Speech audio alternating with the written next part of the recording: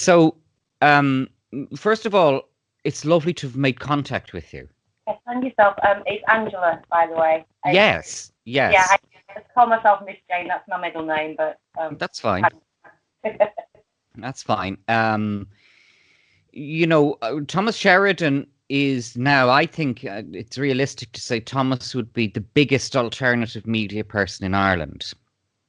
Yeah, I mean, I'm surprised. It was just somebody that we happened upon because of the other side of things that we're interested in, more of the occult side than and the philosophies and the history. And then we stumbled across, obviously, the political side and the paganism side, which is it's all intertwined anyway. But we didn't realise how big. I mean, I didn't realise how big this gentleman was.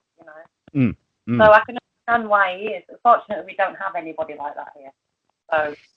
Well, you probably do, but one of the reasons why in Ireland they can become more prominent more quickly, although Thomas has been at this for at least 10 years, but one of the reasons why they can become more prominent more quickly here is because, first of all, the population is a lot lower. And secondly, it's a lot more close-knit here. So in other words, for right or for wrong, our media and our government and our courts and everything operates out of Dublin. So if you look at the UK, it's devolved to Belfast, it's devolved to Edinburgh, it's devolved to Cardiff, it's devolved to London. We're a very centralised state. I actually think that works. I think it's a good thing that we're a centralised state because it means that you can always get to the root of things quickly. Yeah. One of the things, just to digress, the four courts is where we have the High Court and we have the Court of Appeal and the Supreme Court in Dublin. And the four courts is this very, it was built in the 17th century by James Gandon along the River Liffey. And it's a very imposing looking building. And it takes you a while to realise, if you're going into court on your own, representing yourself as much as I do, that place is a village. That place, the four courts, is a village. And you get to know everyone in there. And you get to know the people who do the coffee shop and the people who do. I got to get to know the cleaners. You will see the judges out walking in the forecourt, kind of walking out in the courtyard, and they give you a wave. Yeah. And one judge said to me, "Happy New Year." You will actually chat to very senior members of the Republic of Ireland's judiciary when they're outside trying to get a cup of coffee for themselves, that kind of thing. And with social distancing and the lockdown, that's all gone. And that very democratic and egalitarian environment in which everybody rubbed shoulders with everybody, you'd see politicians in there because it's the Supreme Court, the Court of Appeal and the High Court. So all the big cases happen in that one building. In Ireland, all the big cases are heard in there. And if you look at London, for example, I think I'm not sure, the High Court, the Court of Appeal and Supreme Court are all in different buildings. Whereas in Dublin, they're all in one building. And I remember one day having two cases going on. And the judge in the Court of Appeal told me that she would put me at the top of the list so I could skite off to the High Court with another case. So I ran from the Court of Appeal down the corridor, down to the High Court. So it was very convenient and it was all very compact. But another thing that happened was that when you'd be in there, you'd meet all the other rebels. You'd rub shoulders with a lot of the other lunatics. And now, I mean, I've crossed swords with some of those fuckers, but at the same time, it is where you'd meet them. They'd have to get up in front of a judge. They'd have to argue their case in front of a judge. You'd hear what they're saying. They'd hear what you're saying. Because our constitution, we've a written constitution, and it says that all justice has to be done publicly. Okay. Yeah, that's a constitutional requirement here. All justice has to be done publicly. So, and I very much agree with that. I have nothing to hide. So I'd get up in court and I'd say to the judge what I wanted. And everybody else would hear me. And then I'd hear what they have to say if I was waiting for their case to go on. That's all gone. Yeah, of course. That's all gone. Pretty much how it's always operated here, at the high closed door. I think here in Ireland, there is a crowd of people. Gemma O'Doherty would be one. John Waters would be another. Gemma's a race baiter. I'll say that publicly. This is being recorded now, but I'll say Gemma's a race baiter, where John Waters is not. John Waters was a journalist with the Irish Times back in the old school Irish Times days. Dave had quite a few interviews lately with John. Dave Cullen. Yeah. So ironically, I've followed Dave now for around, I'd say, 6-7 years. Really? And yeah, I went through all the. I used to follow Sagan, the Sagan of the Cad. I mean, I'm starting right back from Gamergate. I mean, years and years back. So I went through all the kind of internet politics, all those kind of things, and picked up people along the way, especially like Six as well. There was Sargon, there were Dave, there were Monday Matt, obviously, people like that. And I kind of moved away from a lot of that. But it's funny how I've kind of come to circle back around to those people again. Yes, and especially Dave. Dave was always, Dave's got a really good sense of humour. Dave just stuck to facts. He didn't put too much of his own. He would stick to the facts and then work around them. He wouldn't interject his own personal opinion and then work around that. He would work around the facts. That's what I like about Dave. Yes. I could trust his information. Yes. Well, Dave has what I would describe as an Irish journalist's instinct for objectivity, and he has a lot of balance, and he has a lot. Yeah. He's very rigorous, and he's very literate in what he comes out with. I mean, his journalistic standard is very high. Yeah. Thomas Sheridan doesn't attempt to do that kind of territory. Thomas chats to people. Largely. I mean, Thomas would have Dave would have a bigger following than Thomas. Dave would have a bigger following than Thomas. It's different, you know, it's very different types of people. However, with the same goal, but coming at it from different angles, I think. So, Thomas reminds me a bit of Stixie, because Thomas will just sit with his phone in the car and will talk. Yet, you know, particularly during the lockdown from March of last year up to now, Thomas has provided a lot of people, including myself, with great encouragement and great entertainment and great wit. I made a remark with Greg Moffat does a thing called Legalize Freedom.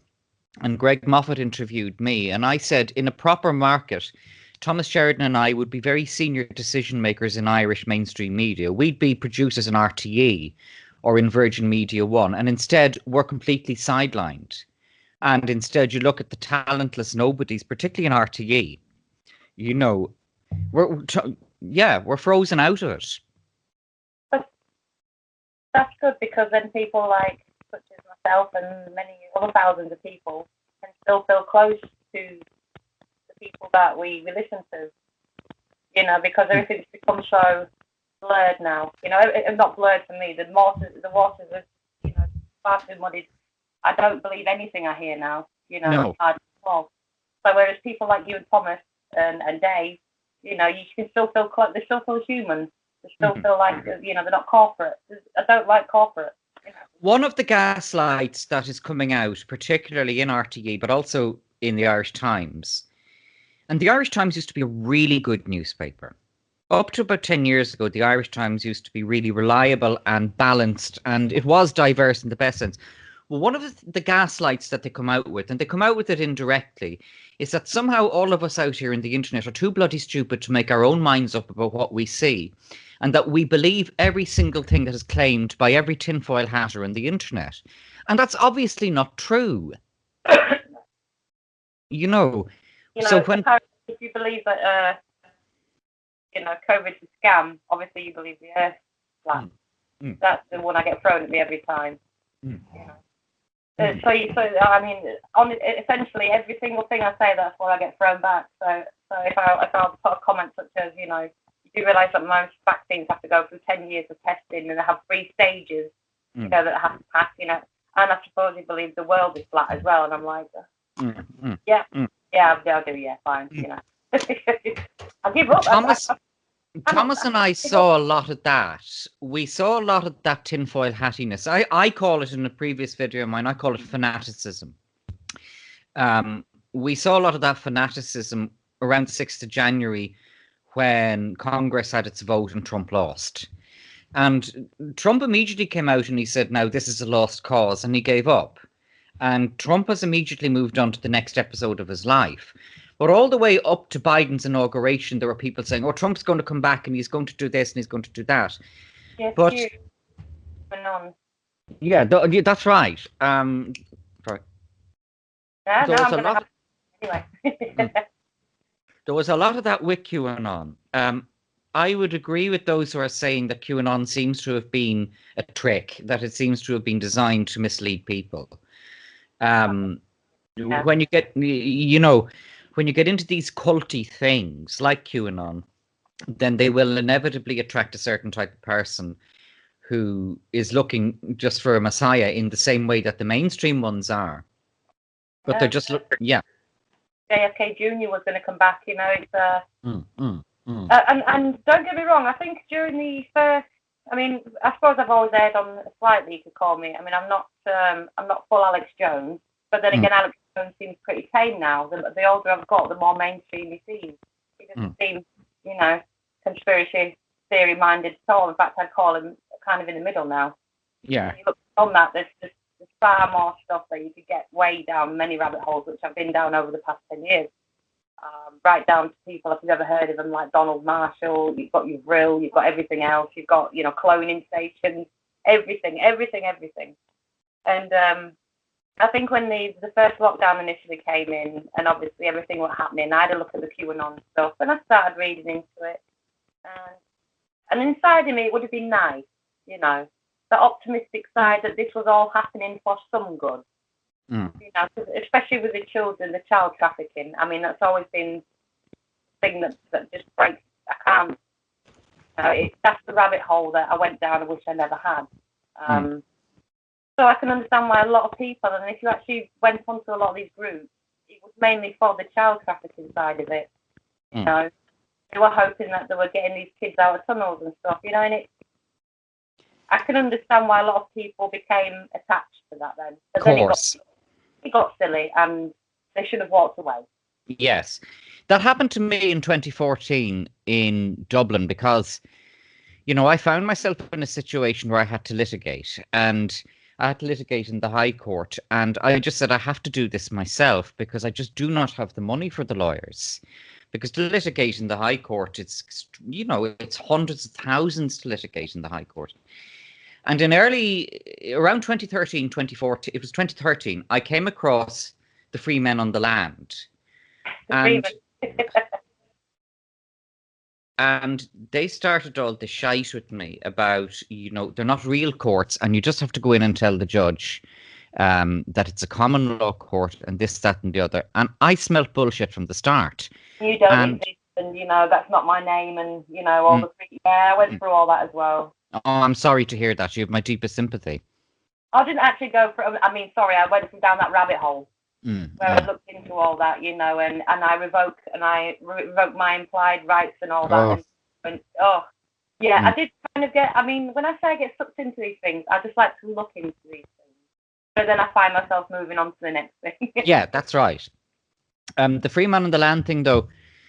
That was when I started to say, well, there are conspiracies. I started looking, I did what you did. I looked closer at a lot of these things. And I began then to realize the language that the Free Men on the Land use to, once you see things like common law, the alarm bells ring when you see common law. Once you hear de facto court, oh no, then you're saying, then that's all leading down to the Free Man. And between then and now, the cult of freemanism in Ireland has done terrible damage to people. People have lost homes over it. They've lost their property over it. If you look at Strokestown, down in County Roscommon, Strokestown's very remote. And there's three elderly there's three siblings who live on a farm in Strokestown. And basically, they've lost all their property because they went down the Free Man on the Land route. They've lost everything because they went down the Free Man on the Land route. Whereas if they had tried to be a bit more realistic and to engage properly with the system. Now, of course, they're farmers and they're in their 60s. Do they know how to engage with the solicitor? Probably not. Do they know how to even do that kind of thing? I'd hazard to guess not. But you see, this is a political thing then. There was nobody there to come along and say to them, don't mind the freeman and the land. We will get you either for free legal aid or cheaply a solicitor who can kind of negotiate your way out of this. I also think one of the siblings was quite bloody-minded, and he fell. It's obvious that he fell hook, line, and sinker for the free man on the land thing. And then, if you look at Google Strokestown eviction, there was riots at the farm, and there was a fire, and a police dog got killed, and there was violence. And, had they not embarked on that particular route, then I think that would have all been avoided. And that was when I began getting more skeptical about alternative voices and alternative things. In 2013, I joined a political party called Direct Democracy Ireland. And then after about a year, I realized that they were totally in the free man of the land cult. So I turned on them. And that's been my position ever since. Because they're damaging, first of all, they're damaging the alternative cause, if you like. But also, they're preying upon vulnerable people who are losing everything. There's no what's going on now. Yeah. It's word magic. Do you remember a fella in Nottingham called Tom Crawford? Kind of rings a bell, but I can't say off the top of my head. Yeah. Terrible. He lost everything because of all that crap. Tom Crawford, and I think he's still out there trying to kind of push it on, and still claiming that he's got some kind of big major case here. And he doesn't, and it's over. And whether he did or not, he's by going down that route and by not getting out of it, he's lost everything now. I mean, this is the thing. Once you play the game of the system, once you live within the system, once you purchase goods within the system, once you use the system's facilities, you have to abide by the system's laws.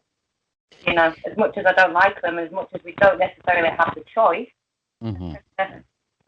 can't just turn around and suddenly say, well, I purchased this house with a mortgage that, a bank, which was, which is part of the system. But now I've done all that part and I can't pay my mortgage. I'm a free man now. I'm sorry.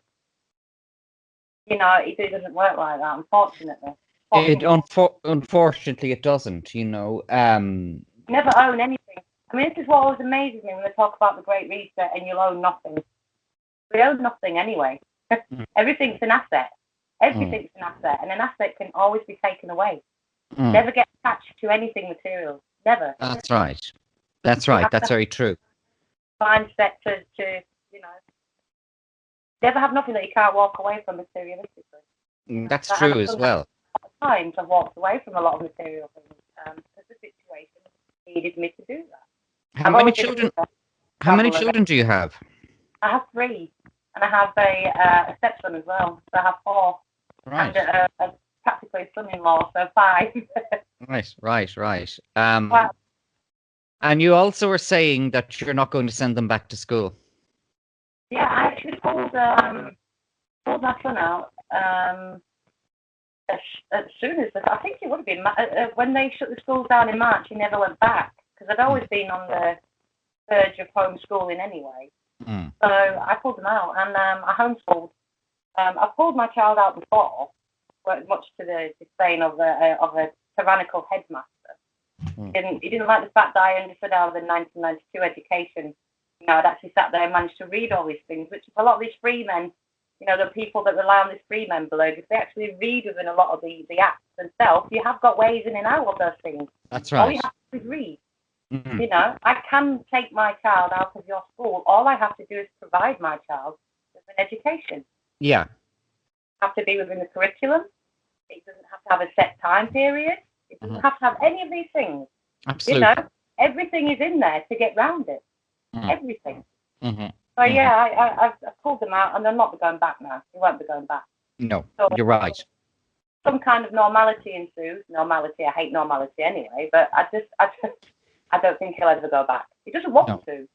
No. Last year, behind my house, well, I say my house, I live with my mother and father, of course, but behind our house, I saw some people who, this is around kind of May of last year, 2020, there were some teenagers who were sitting out on the beach. So I went out chatting to them because they had been cycling up and down the road looking at all our houses and they'd been admiring our house. I said, well, thank you. I said, glad you like it. So I got chatting to them. And they said that their leaving cert, which is their equivalent to the GCSE, their leaving cert had been cancelled. Well, I said, aren't you lucky? Aren't you? What? They said. I said, you missed a fucking bullet. I said, because I said, do you want to go to university and do a woke degree in bollocks, and then you'll be the best educated person in Starbucks? I said, because that's what's going to be. You know, I said, gender studies, right? But yeah, can you fix this leak in sink? Well, no. yeah, But that's I can right. ask you what gender it thinks it is. You know. Can you fix when the computer goes haywire, or can you, we had a sink out here, this part of the house I'm in now, and I couldn't get the tap to turn. So I bought a wrench and got it to go. But, do they have these skills? Well, those kids I was speaking to, I think they probably did, because they struck me as quite switched on kids. Usually kids with bikes. I find that the boys with bikes tend to be pretty okay. They like changing things on the bike. So Yeah. No, it was a fellow with his girlfriend, and I said to them, what anybody of your generation should be doing, if you're 18, even up to 28 or 30s, what you should be doing now is seeing how you can take on the system, because they've stolen all your prospects. Yeah. They've stolen everything from you. I said, so playing into the system, doing the leaving cert, thinking you're going to go to college, they had working class accents anyway, so I would think that the notion of them going to a posh university degree was not likely anyway. But, I said, you dodged a bullet. You really did. You dodged a bullet. Thomas Sheridan has a good expression. He says, I don't know how he puts it, be at the system, but not of the system. Or be in the system, but not of the system. He'll correct me on this, I'm sure. But what he's really getting at is that you have to obey the law. You have to spend your money. You have to have an income. You have to have a roof over your head. But you do not have to sign up to the cult that is completely, surrounding it. And he's right, the free man on the land thing is wrong, but you still don't have to accept. First of all, you don't have to accept that this is right, or that the way things are going is right. You don't have to accept that. And secondly, you don't have to kind of buy in with the conformity, the whole conformity that kind of exists around it as well, the mask thing for me was a big, I've been personally through a trajectory where I stopped working as a secondary teacher in 2012. Would I ever go back to it? No, I wouldn't go back to it. A lot of, I'd still meet people who I taught with, some of the other teachers, and they're saying, well, the schools are in chaos, and, we're all having to do social distancing, we're having to wear masks, and the kids are acting up, because they would. Because when I went to secondary school, if we were told to wear masks and do all this, it would have ended in riots. And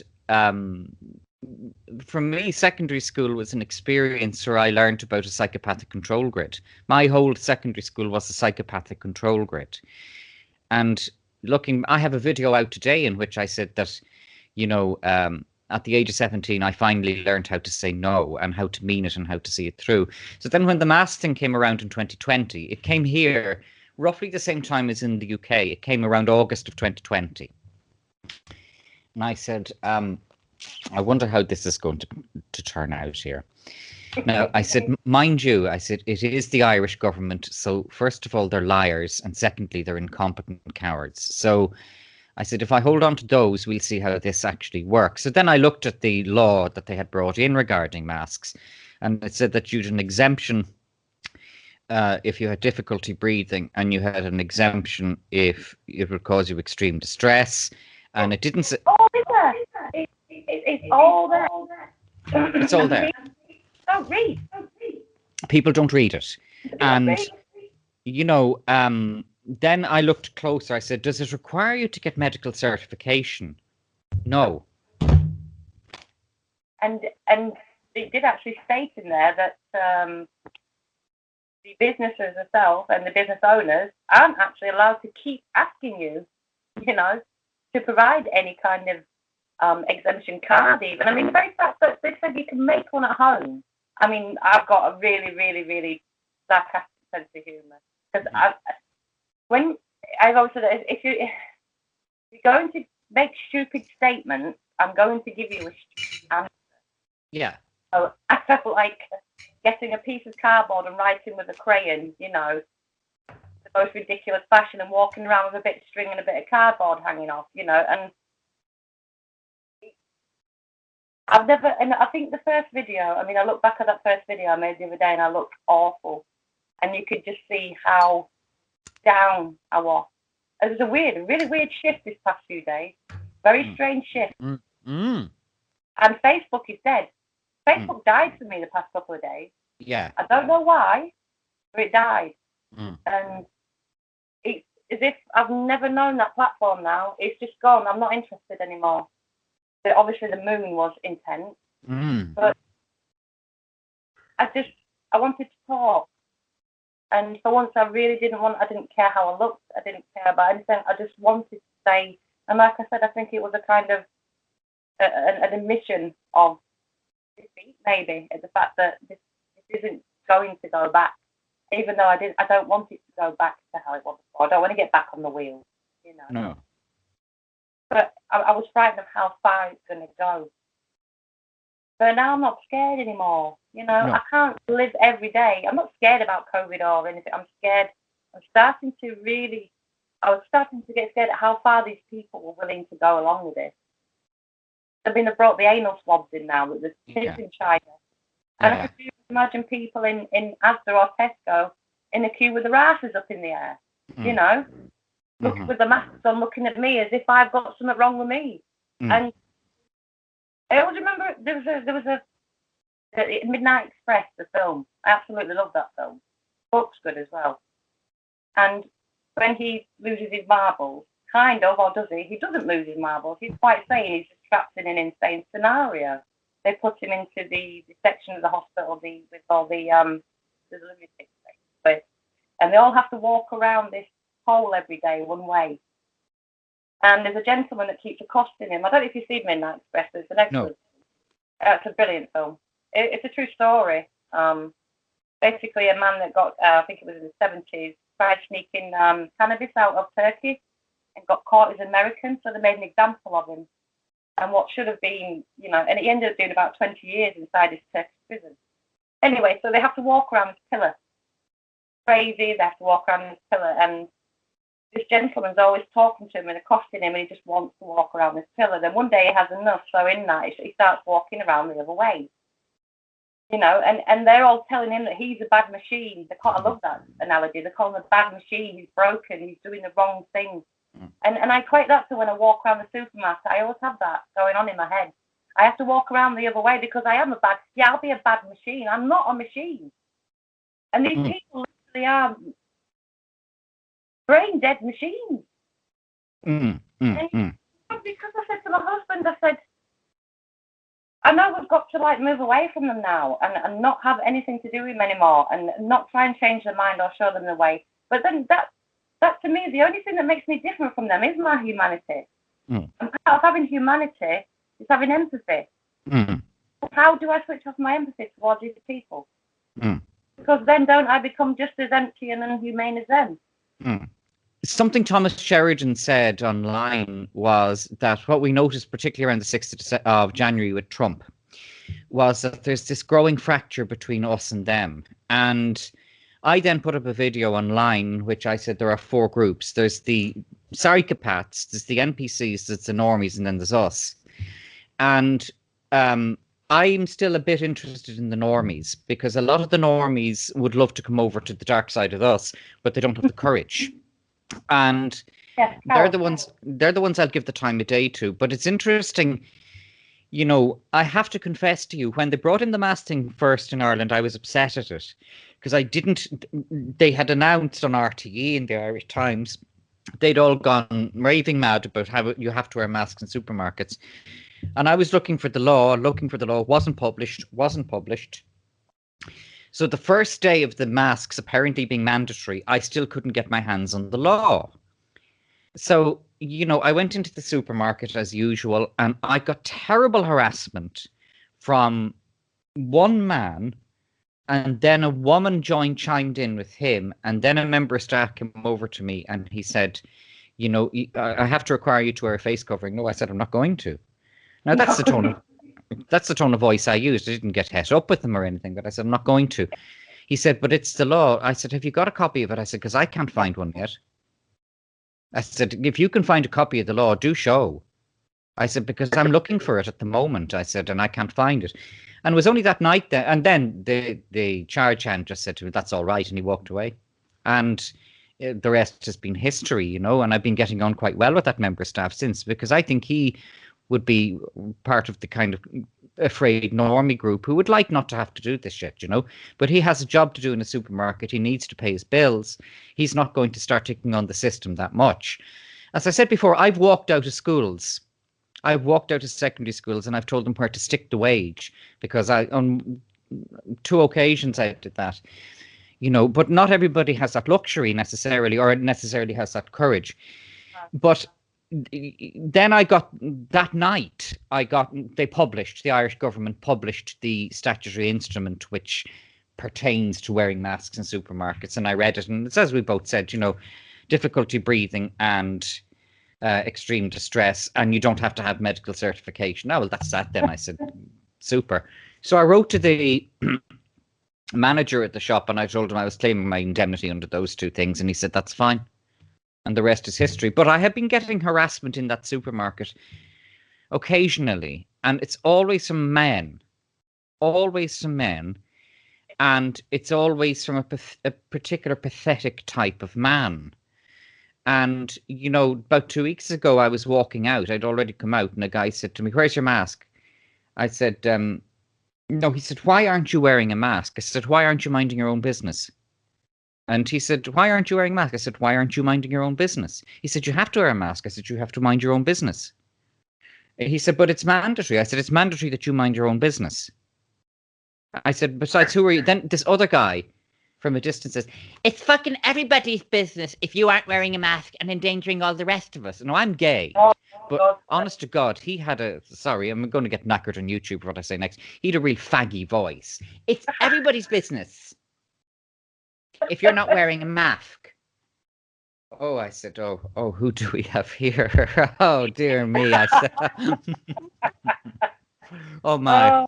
I mean, and then he comes over and he says to me, he said, it's everybody's business because only last month I had open heart surgery.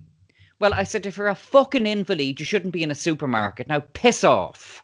Thank you. Exactly. I said, and you think I give a shit about your open heart surgery? I said, would you like now to tell it to somebody who cares? He said, well, you're just, he said, you're just part of the problem, not the solution. I said, I can still hear you. Oh, God. Oh, fuck off. I said, get out of my face.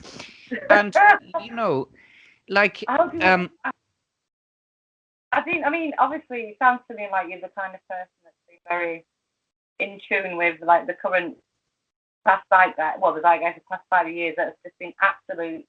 I mean, I hate using the left and right terminology, but what I'd call insane left ideology pumped into everything, yes. And especially with the gay agenda as well. I don't think he was gay. I think actually he just had a faggy voice. He looked like he probably had a Karen of a wife who pussy whipped him and who just bossed him. And, yeah, and he probably had really bratty kids, you know, and he probably had a really crap life. But also, I was just saying, the amount of lunacy that's been, I mean, it's all part of the plan. Anybody that's of a rational thinking brain, well, I mean, I consider myself rational, but then again, that's subjective. We've just been absolutely pulverised for the past, but I'd say about a good 8 years, 10 years now. Pulverised with just absolute lunacy. And that was all part of the big plan. I mean, when you make the world keep pumping, I mean, at the minute, they're really pumping it up. They're just hitting you so hard with about 20 things a day that they've changed, or this has happened and they've changed that, and now you have to wear pink socks on a Wednesday to stop, you know, all part of the plan. But however, with some of us, it doesn't work. And no matter what they keep throwing, it doesn't work. And sometimes I wish it would, you know. Sometimes I think it'd be easier just to break. But then there's that part of me, which is the strongest side of it. You're never going to break me. You will never break me. You will never make me wear a mask. Mm. Because to me, the mask is it's the biggest gripe. It's the main. It's so humiliating. It's so humiliating. If you've got any pride in, now, I mean, talk about pride and then there's pride. Good pride and bad pride. If you've got any pride or self-worth, you will not put that on your face. No. And I look around and I see so many people with no pride or no. That makes me sad. Makes me really sad because apart from anything else, the whole thing is bullshit. It is bullshit. It is bullshit. It's bullshit. From day one here in the UK, when this broke out and they said we're going to have a lockdown, I put on my post, come back to me in a year when we're in even worse fucking conditions than this, with lockdowns and lunacy. I said, because this is bullshit. The amount of people that told me I was a tinfoil hat wearer, you blah, blah, blah, you don't know everything, where you get your information from. I said, it's bullshit. Bullshit. And I knew from day one it was bullshit because I don't believe a fucking word that comes out of any of those people's mouths. No. One word. No. As you said in your video the other day, you have these burly men going around supermarkets, these big muscle Marys going around supermarkets wearing face nappies because some swamp monster on telly told them to. Jesus. Look at our health minister. Simon Harris was our health minister when this is all at its worst. Simon Harris dropped out of college before he finished first year. He is emaciated and he has Crohn's disease. So yeah, I think that's a perfect candidate to be our health minister. And now he's our education minister. There is this psychopathic inversion with these people, and they're not people. I don't say to people, what kind of people want power over other people? Yeah. That's all you have to ask. What kind of, would you want to, I say to you, well, would you like to be the Prime Minister? No. I say, why? Because I wouldn't want to have to do all that, But so then what kind of person would want to do all that? What kind Did I tell you in one of my videos what happened to me on the 12th of December? I was in the supermarket, that same supermarket, and an individual started to cause a rumpus because I wasn't wearing a mask. So he reported me to a shop worker who said, sorry, sir, I don't like to interrupt you. He said, why are you not wearing a mask? I said, because your branch manager gave me permission not to. Oh, that's okay. So that's fine. So he goes back to the geezer and he says, well, he has permission not to wear a mask. He doesn't have any medical exemption. I heard that being said about me. I decided I bought a cup of coffee and I sat down at the cash registers and, this man insisted on the Gardaí being brought down and down came two Gardaí. So the two coppers got your man and they said, the security guard said, this person, Mr. Morris, has permission not to wear a mask. Well, okay, said the Gardaí. They said to your man, you're wasting police time here. You knew that he'd permission not to wear a mask. You brought us down here anyway. We're taking you outside now. So they took your man off the premises. And then they came in and they said to me, well, there was nothing for you to answer. I know, I said, but I was glad you saw that. And the Gardaí, aren't interested in this bullshit either. There was quite a disturbing video of the West Midlands police, one particular police officer stopping a young man who was walking to work and interrogating. Yeah. I haven't seen any videos of the Gardaí behaving that way. Yeah, we haven't seen anything of it. I'm going to see much. I mean, I suppose it depends where you tune in, but I've never really looked at Irish politics or particularly what's going on. I suppose there's so much going on here. The police here, some are good. Some are good, but usually the ones I've met, ironically, always retiring or leaving. But the police here are, although they're supposed to be public servants, they're very much not. They're the state servants. They will, they'll let you walk away. If you want to cause a problem, then you'll get a problem back. They'll let you walk away, and I think that's the case of when you do have to swallow your pride a little bit, and right place, right time kind of thing. I suppose it's like Thomas says, it is not the time to be drawing attention to yourself and causing trouble. Although people say he'll wear the mask, you see, I won't bend on that. Then again, I suppose, that once again, if it makes life easier and you're in and out, that's fine for me. I've never worn one and I never will. You know, that's a line I will not cross with it. But the police here, depends what kind of day they're having. It depends which police officer you meet, but they haven't got nothing else to do. Well, I've been looking around, you know, on the Irish scene for videos of all the terrible depravities that the Gardaí are supposed to have done to anti-maskers and all of this. And what I've seen about the Gardaí consistently, particularly with Gemma O'Doherty, because Gemma never stops videoing them. Gemma videos them all the time. And they've always been polite and, you know, they've been very calm with her. But, you know, then she provokes them to a point where they end up having to arrest her. Exactly. Now, you know, there's one disturbing video, you'll see it on my YouTube, of a very big guard slamming a kid to the ground in Sea Point railway station in Dublin. I don't know what happened before that.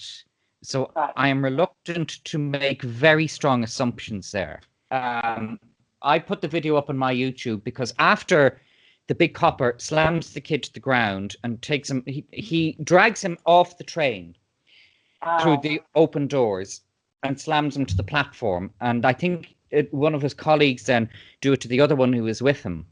And what happened after that then was this guy in a coat starts coming out, "Come on, lads, great." He's cheering on the Gardaí. And he wasn't a Garda. But he was saying, "Oh, them two scumbags been causing trouble on the train. Oh, come on, lads." And he was calling the guards lads. And he was even patting the Gardaí on the shoulder. You know? And I put the video up as an example of the kind of pondweed who you get hanging around this kind of situation. I don't know what happened beforehand to merit the Gardaí responding so, in my opinion, aggressively as to drag this kid off the train. Sea Point is a posh part of Dublin. It's not part of the rougher parts of the train line. I didn't think, looking at the accent, looking at those kids, looking at listening to their accent, that they were particularly rough. I think the opposite, actually, because I have a voiceover commentary on that video. So you can see it on YouTube, on my YouTube. But it was interesting to see this other cheerleader. You know, he was like a seal almost for the Gardaí. You know, he was a wannabe copper, and he was one of these upholders of law and order. And what this is doing, Thomas says that we've all said it, this whole situation has brought them out, and we're able to see them. We're able to see these snitches. We're able to see these busybodies. I said this to my husband the other day. I said, what amazes me is, because this won't last forever, this bubble will burst. It will. I mean, it's going to burst, and like anything else, most things will just peter out, and people's attention will be distracted by something else. However, this has destroyed so many lives. Do these people seriously believe, especially Matt Hancock, I can't stand him, that they're ever going to be able to safely walk down the street again on their own? Will they? This is something that we've asked over here. Do they believe they'll be able to walk in a pub? Do they believe that some poor bloke whose kid killed herself or who's lost everything is not going to walk past that man? And you know, and this is where I think things will be addressed. You know, things will be addressed. They have to be. I remember Bill Clinton, when he ran for office in 1992, he had one campaign slogan, which I think won it for him. "It's the economy, stupid," was his campaign slogan in 92. And you know, when people find they don't have enough money to keep the roof over their heads or to buy enough food, that's going to shake a lot of normies out of the present complacency that they're in. Last week, earlier on this last week on RTE, Leo Varadkar, who's our Deputy Prime Minister at the moment, he was the Taoiseach up to the middle of 2020. You know, he gave an interview in which he was talking about extending the lockdown to next Christmas and how people wouldn't be able to meet their family. He was salivating at that. He was actually getting... Oh, yeah, I listened to your video, that, you know, and I understand what you mean, yeah. He was getting high on this. And I believe he was also possibly getting some kind of sexual arousal from it. And, you know, this person was never fit to hold office for Edgar. Never fit to hold office. I've been saying that. If you check out my social media from 2017, I immediately said this man isn't fit to be a politician here. And he has been bigged up by RTE primarily, also the Irish Times, and certain other outlets of the mainstream media. But there is going to be a reckoning for all of this. Oh, yeah. Oh, yeah. Mm. I mean, whether you believe, like, probably you do, you know, at the end of days, the things that they're going to see, you know, the things that come for them, you know, and what they see in their death throes, you know, they will pay at some point. They will pay. I mean, just look at them now. Look at. I mean, Boris Johnson here. I often say this to my husband. Never mind his silly hair. You know, that's just a distraction anyway. You know, because he's so stupid. You know, that man is a very intelligent man. But he's shrewd. Yeah, I'd say he's shrewd. He looks horrendous. It's eating him up because it will eat them all up. Mm. It will eat them up, and it will. I mean, like I said, it will be addressed. I have faith in that. The problem for Varadkar is that he's a psychopath, like a lot of them. Johnson's a psychopath, but at the same time, Varadkar also has quite a low IQ. And in my opinion, cognitively, he and Simon Harris would, I'd say this without any jest or exaggeration, would ring in kind of cognitively at about the age of 11 or 12. And one of the problems with somebody like that is that they, particularly with Varadkar, even possibly more than Harris, is that they have to have attention. So if you think Varadkar is just going to go away at some point, or is just going to stop this, you know, I have a video, I put it out yesterday, I think, or today, in which I said I completely condemn and abhor political violence. And I do, and I'd never incite political violence or any type of violence. But people are getting more and more and more desperate, and they're seeing everything they've had taken away from them. Then you have this joker on RTE laughing at them, and he does laugh at people, Varadkar does. Johnson doesn't laugh at people the way Varadkar does. Then there's going to be a backlash. There's going to be a backlash. I think it's kind of like, it's a strange one. It's like Thomas says, and I do believe that, we have to move away from that. And I have done anyway. I mean, I've never really been in it. But when you have to, when it does affect your life, try and say as much out of it, but when it begins to affect your everyday life as much as just going to buy food, you know. When you innocently just want to go buy food, go in, come out, then, you know, you have to have an opinion on it. And I don't understand why people still think you need any kind of politician or any kind of political system. Why they can't think for themselves. I mean, it's like the grasshopper and the ant, you know. And I've never understood why people can't get that out of their head. Why they're so useless. Why they need to be nannied. You know. Until 2020, I had considered the possibility of running for election either in the county council or running for the Dáil or that kind of thing. We have an upper house as well. We have the Senate. I could have thought about running for that. And we had a general election in 2020, and Fine Gael, which is Varadkar's party, got back 35 seats, despite glaring 10 years evidence of economic mismanagement, lying, criminality, corruption, waste of money. They got back 35 seats. At that point, I said, the Irish electorate are now beyond rescue. So I'm not, you know, I'm not going to run for election again. I wouldn't condescend to take the votes of them. I wouldn't condescend to look for their votes. And I decided, at first I was a bit despondent to see Varadkar back in the Dáil, prancing around like this kid, and Simon Harris as well. I'll tell you something Simon Harris did. When he was Minister for Health, he said that the reason why it was called COVID-19 was because there had been 18 strands of COVID-19. There had been COVID 1, 2, 3, 4, 5, 6, 7, 8, 9, 10, 11, 12, 13, 14, 15, 16, 17, and 18. Up to that point, he said this in an official statement in his capacity as the Republic of Ireland's health minister.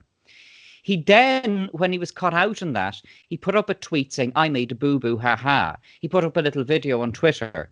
And RTE in the mainstream media are going, isn't Simon great? Simon, isn't he great?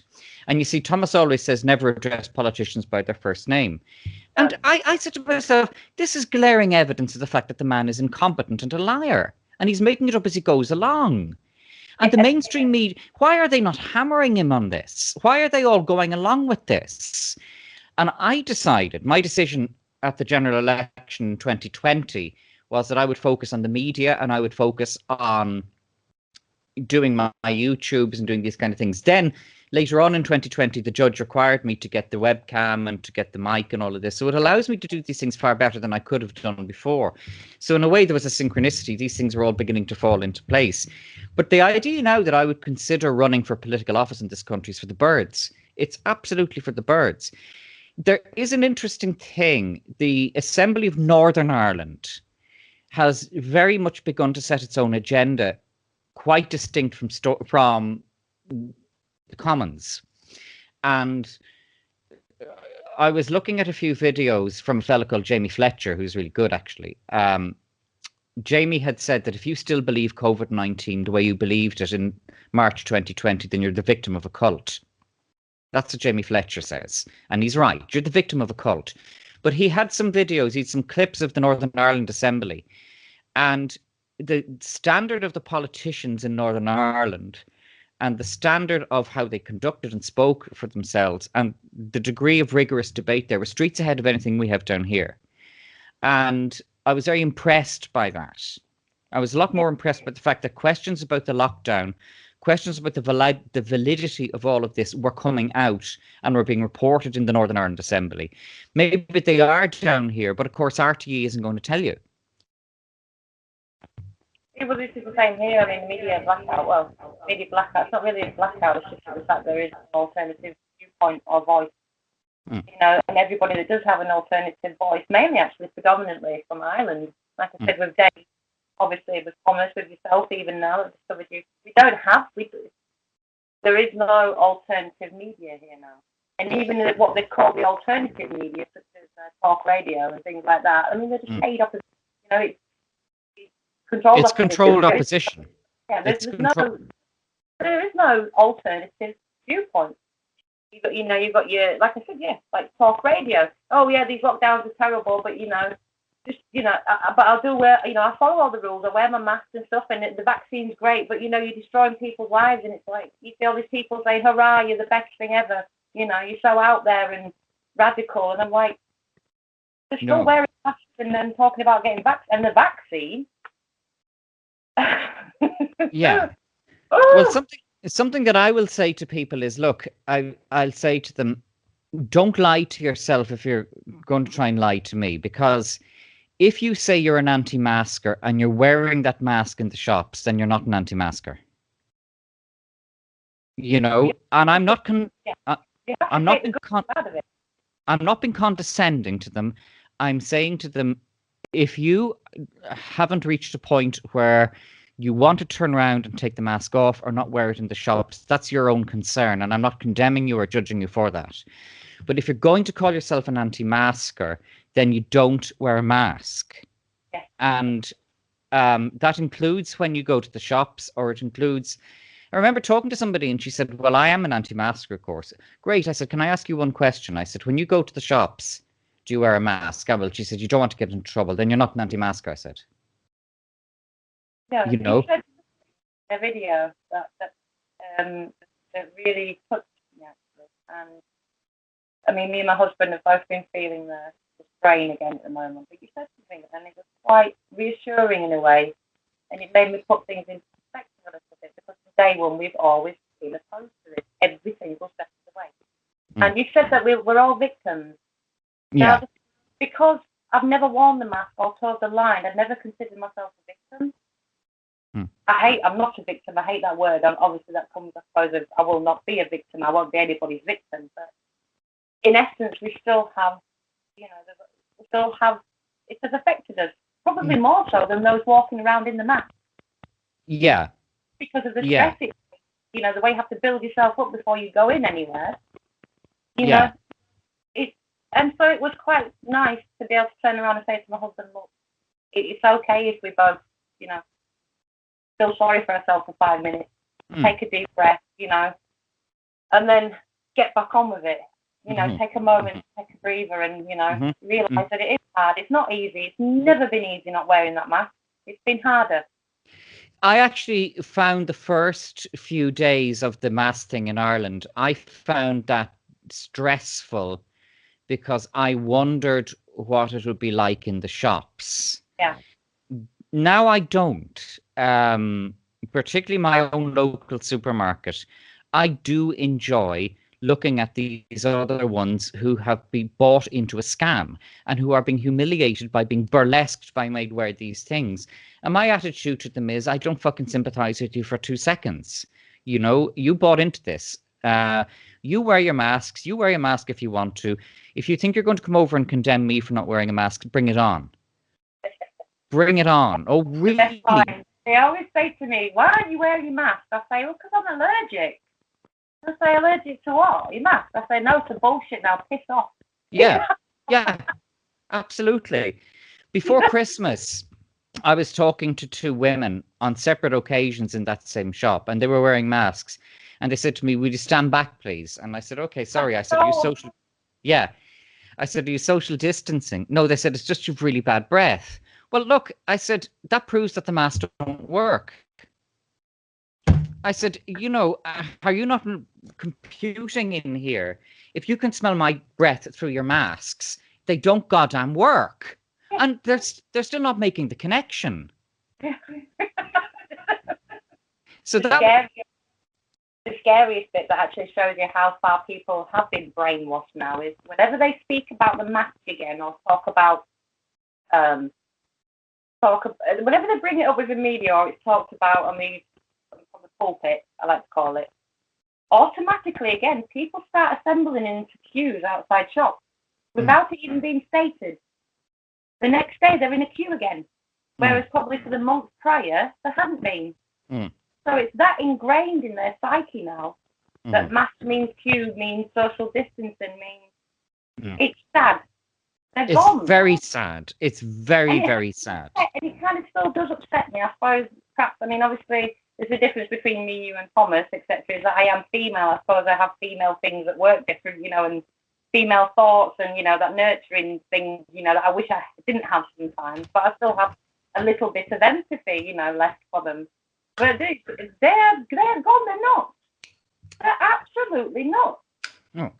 And the worst thing is, it was freezing, it was snowing, and they had pensioners lined up in the snow to get into a supermarket because they're saving their lives.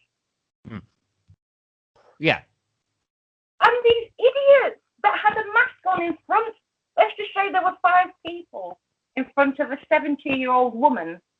They all had masks on because they wanted to save her life, yet they were willing to make her stand there for 40 minutes in the snow.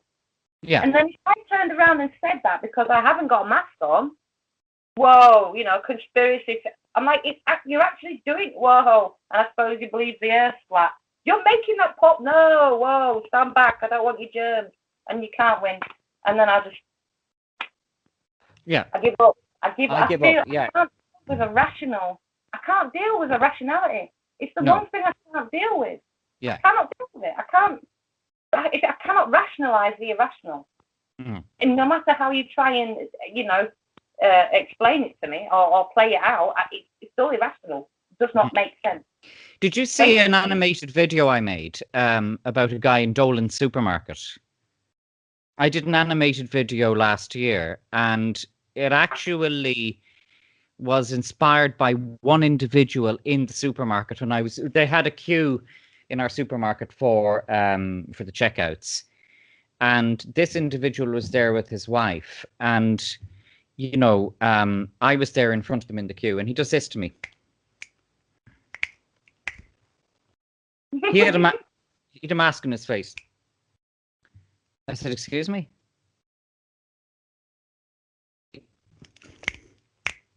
What is that? Sorry. He takes it up. Where's your mask? Yeah. I said, "No, listen," I said, "what business is that of yours?" He said, "You're an asshole." I said, "Another word out of you, I'll have you arrested for breach of the peace in the shops."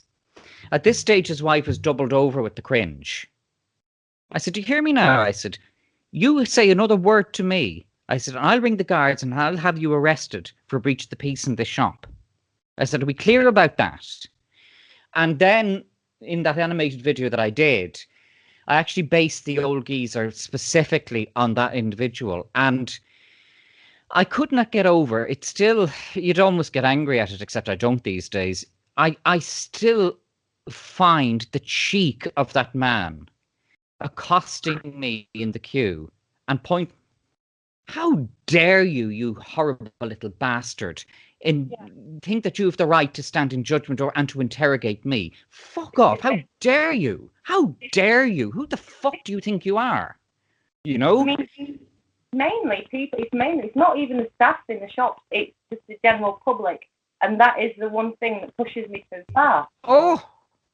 I mean, who the hell do you think you are? What's your stupid pea-sized brain thought that you could come over to a perfect stranger and tell them what to do with their autonomy, with their body? And honestly, the rage that builds in me, I can feel it building. You have to, like, I had 11 years of practice as a teacher where I learned how to kind of just channel this. But it's afterwards that the rage really gets you, you know? Oh, Jesus, no. That was the shop where nobody, like, where I had permission not to wear a mask. Yet you've got these individual shoppers who, that was the way he did it. You know, who the fuck do you think you are? You know? But another side of the coin is, very occasionally, that's a real normie shop that I go to, actually. I go to a Tesco that's further away in a much more working class part, and 50% of people aren't wearing masks. But in this particular shop that I go to daily, you know, nearly everybody wears masks. And I saw an elderly couple walking around without masks on them.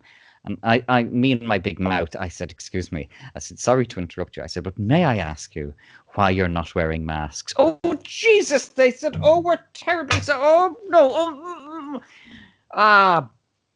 Bollocks. I said, I should have shut my fucking mouth. Oh, no. Because there was the most amazing thing happened the other day. We went to, because to be fair, I'm a common muck. You know, I'm from a council estate. I've got no higher education. I'm just a normal, common person, poor. You know. But I always used to get people used to say, "Oh, you're posh." So why? Because I can speak posh. You know, I can use my P's and Q's. But regardless of that, I think that's what surprises a lot of people when I open my mouth. I might look, you know, the part, but when I open my mouth, it throws them off a little bit. So anyway, we went to a Lidl, and no masks, obviously. Went in there, and there was this woman running around to everybody that come in. Where's your mask? Where's your mask? Have you got your exemption card? Have you got your exemption card? And I waited for it. I knew she'd get to us eventually. So she got to us, and she said it as she was moving away. I think she could see by the look on our faces that we weren't in the mood. And then, you know something, I could have cried. This young girl, probably I'd say about 20, 22, she ran up, she went, she worked there. She ran straight up to us, you know, when people take you by the hand, and she said, I'm so sorry. She said, ignore everything that woman just said. She said, I've been fighting this from day one and I'm with you. And then she scurried off, and I was like, I felt like cheering. It was like, yes. It really made it all worthwhile. It really touched me that there are other people out there, you know, normal people that have more in their lives than just going home, watching shit on TV and going to the pub and bingo. You know, if that's what you want for your life, then fine, do that. But leave the rest of us the fuck alone. And if we want to go buy some beans without you harassing us, that should be all right. We don't want to interfere with your things. I don't want to have your TV programs cancelled. I'm not interested what you do, but just leave me the fuck alone. Absolutely. I wonder what the differences between the Republic of Ireland and England are in this, because, for example, when they did the banging the pots for the NHS thing last year, that wasn't even proposed here. Nobody suggested that here. They're trying it again. It's not working this time in England. I think also in Ireland, there's a very, very strong tradition here, particularly since the Republic was created in 1936. There's a strong tradition here of individuals challenging the law and going into the High Court and just saying, no, that's wrong. Yeah. So I don't know what the statute is in England regarding masks. But as I said to you, once I read the law here, what I noticed with it was, because there's no burden of proof and you to have medication, to have a medical certificate, that's the end of it. Yes, And all well and good us knowing that. Mhm. We are the normal ones. We are the Then normal people. Normal people. These people don't read. They wouldn't know how to read the back of a shampoo bottle. You know, so it doesn't make a difference. Of course we know it. But they won't believe you. I noticed the Irish government came out with a statement about a week later saying, if you see somebody in the shops not wearing a mask, do not approach them. Now, I said, oh, you absolute bastards, the Irish government, you absolute scumbags. The reason why they did that was to stop somebody from taking an action against the state. Okay. So if somebody harasses you in the shops, you cannot say, well, this mask law caused this to happen to me. Because one, the mask law doesn't have a burden of proof. And two, the government issued a warning to people not to harass others. So, you know, what that will do is, and it's going to happen, is individuals who have harassed people in shops will find themselves being sued in their own name and the state won't back them up. And what did I say? I said, you never give a sucker an even break. And they are suckers to try and approach somebody who's not wearing a mask in the shops. Now, I would approach somebody who's not wearing a mask in the shops because I'm not wearing one and I want to hear their story. Yeah. Honestly. I approach non-maskers in shops and I say, why are you not wearing a mask? And as I said, this elderly,